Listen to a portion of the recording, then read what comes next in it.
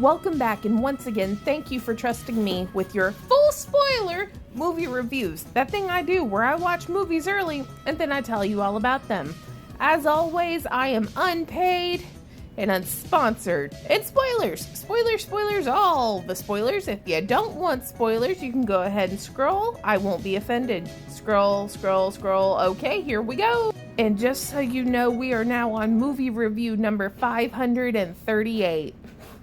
So what is MAXXXINE? Well, wrapping up the X trilogy is Ty West's film MAXXXINE, set in 1985. The last time we saw MAXXXINE Minx, she was getting wienered on a farm, and then assaulted and nearly murdered by an old lady named Pearl. But having survived through that house of horrors, MAXXXINE Minx is now an A-list celebrity in the pornography industry.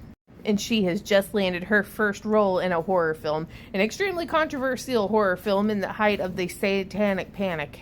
But MAXXXINE's troubles were in fact not over. See, because it's 1985 in Hollywood, the fucking Night Stalker is out, who I guess is a true crime? First she gets a weird piece of mail that turns out to be her sex tape that was left on the farm, and then her friends start getting murdered. Kevin Bacon is following her around until he gets fucking crushed. But Kevin Bacon was only following her around so that another man could find her. Because come to find out, MAXXXINE's daddy is a pastor who's like all caught up in the satanic panic and thinks that MAXXXINE needs some kind of exorcism or to be murdered so that she can escape the clutches of Satan because she's a porn star. And she just whips everyone's ass, which was really great. The end. Now, did I like it? Yeah, I don't hate it. I don't hate it at all. It's not my favorite of the trilogy. To me, it doesn't totally fit in the trilogy. I mean, it does, but for me, I think I was expecting more unhinged, more weird.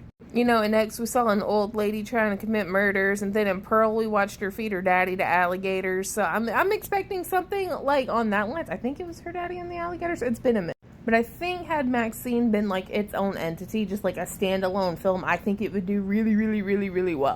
It's so 80s stylized. It's a very 80s horror, and I don't mean like, it's not Friday the 13th horror, but it's more like your When a Stranger Calls kind of thing. Very like suspense driven. It's got the cheesy gore, it's got the synth music, it's got a great ass soundtrack. The filter over it makes it look like it was shot on film. It might actually be shot on film. I love that. You know me, I am a sucker for that kind of thing. I wish they would have went a little more hardcore on like the costuming though. Like the costumes felt a smidge too modernized for it to be 1985. Because like if you're a porn star in 1985, I feel like you would have a big ass like perm.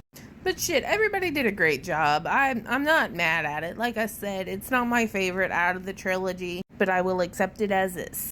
Also, there was one of those big-ass goose cookie jars full of pure Colombian Bam Bam, which I thought was funny as fuck, because I can't imagine how much that would be worth. But anyways, 8 out of 10. Okay, bye. Starlight, star bright, first star I see tonight. Starlight, star bright, I'm a fucking star.